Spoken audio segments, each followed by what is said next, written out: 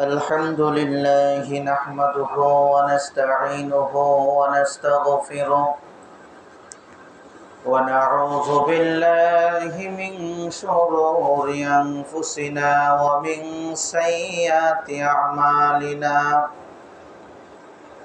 من يهده الله فلا مضل له ومن يضلله فلا هادي له ونشهد أن لا إله إلا الله وحده لا شريك له ونشهد أن سيدنا ومولانا محمدا عبده ورسوله أرسله بالحق بشيرا ونذيرا وداعيا إلى الله بإذنه وسراجا منيرا أما بعد فأعوذ بالله من الشيطان الرجيم بسم الله الرحمن الرحيم وقضى ربك ألا تعبدوا إلا إياه وبالوالدين إحسانا إما يبلغن عندك الكبر أحدهما أو كلاهما فلا تكن لهما أف ولا تنهرهما وقل لهما قولا كريما واخفض لهما جناح الذل من الرحمة وقل رب ارحمهما كما ربياني صغيرا صدق الله مولانا العظيم وقال رسول الله صلى الله عليه وسلم الجنة تحت أقدام الأمهات أو كما قال عليه الصلاة والسلام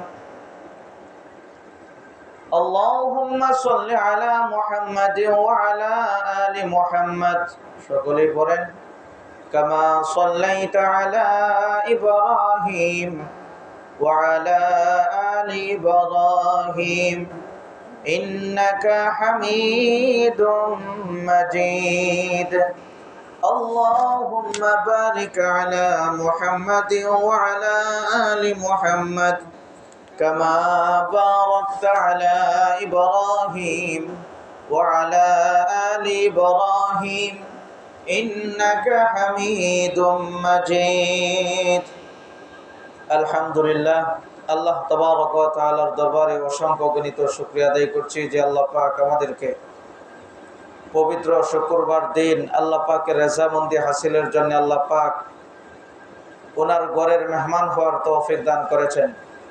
এজন্য সকলেই শুকরিয়া আদায় করে বলবো আলহামদুলিল্লাহ। বুজুর্গানে মুহতারাম, আমি আপনাদের সামনে পবিত্র কালামুল্লাহ শরীফ থেকে একটি আয়াত তেলাওয়াত করেছি।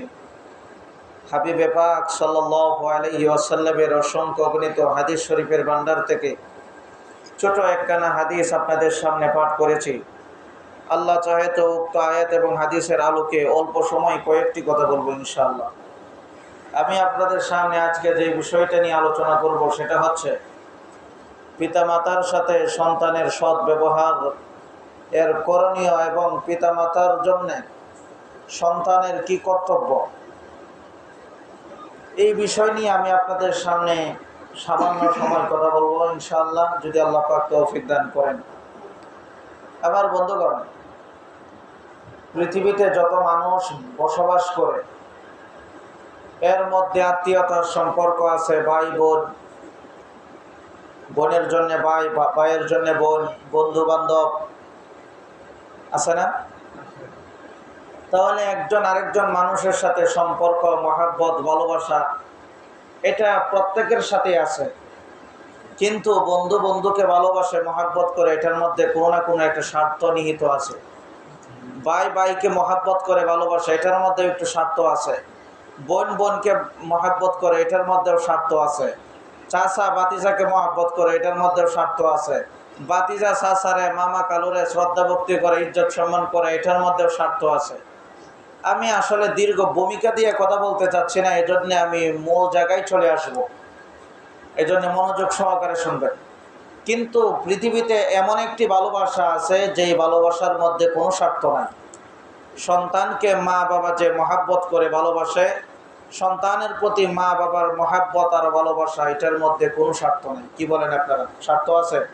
কোনো স্বার্থ নেই। নিঃস্বার্থভাবে সন্তানকে মা বাবার সবচেয়ে বেশি মহাব্বত করে ভালোবাসে। সন্তান যদি কোনো কারণে বিপদগ্রস্ত হয়, দেখবেন যে অনেক দূরে আছে, তারপরেও মা বাবার দিলের মধ্যে এটা কেমন একটা প্রভাব পড়ে যায়, না জানি আমার ছেলেটার কি হইতেছে। আমি যখন হেফজখানায় পড়া অবস্থায় একদিন হুজুরে আমারে খুব মারছিলেন সবক শোনানোর জন্য। তো মারছে হয়েছে ফজরের আগে, বাড়িতে কথা বললাম বিকালে। আমার মা বলতেছে, বাবা রে, সারাটা দিন আমার মনটা কেমন যেন অস্থির লাগতেছে, তোমার কোনো সমস্যা? আমি বললাম, সমস্যা তো ফজরের আগে হয়ে গেছে। আজকে হুজুরে কিছু মাইট দিয়েছিল, সবক শোনাই নাই এই জন্যে। তো এরকম প্রত্যেকটা মা বাবাই, সন্তান যদি কোনো মুসিবতের মধ্যে পড়ে, এটার একটা প্রভাব মা বাবার মধ্যে পড়ে যায়, তারা আগে থেকেই বুঝতে পারে। সন্তান একটু অসুস্থ, দেখবেন মা বাবার খাওয়া নাই, ঘুম নাই, পেরেশান। অথচ এর চাইতে বড় অসুস্থ, এর চাইতে বড় রোগ নিয়ে মা বাবা চলাফেরা করতেছে, চিকিৎসা করে না। কেন করে না? টাকা পয়সা কম হয়ে যাবে, টাকা পয়সা শেষ হয়ে যাবে, অর্থকড়ি শেষ হয়ে যাবে। এই টাকা পয়সা যদি থাকে, তাহলে আমার সন্তান একটু ভালোভাবে চলতে পারবে। তাহলে নিঃস্বার্থভাবে মহাব্বত আর ভালোবাসা সন্তানের জন্য একমাত্র মা বাবার। আপনি দেখবেন, আপনি ঘর থেকে বের হয়ে গেছেন, আপনি আপনার মার কাছে যদি নেক সন্তান হয়ে থাকে, তাহলে তো মা বাবার কাছে বলে যায়। অনেক সন্তান আছে বলে যায় না, কিন্তু আপনি বলে গেছেন অথবা না বলে গেছেন, কিন্তু আপনার মা, আপনি ঘর থেকে বের হওয়ার সাথে সাথে আল্লাহ দরবারে হাত উঠেছে যে আল্লাহ, আমার সন্তান ঘর থেকে বের হয়েছে, আল্লাহ তুমি সহি সালামতে তারা আবার ঘরে ফিরাই দিও।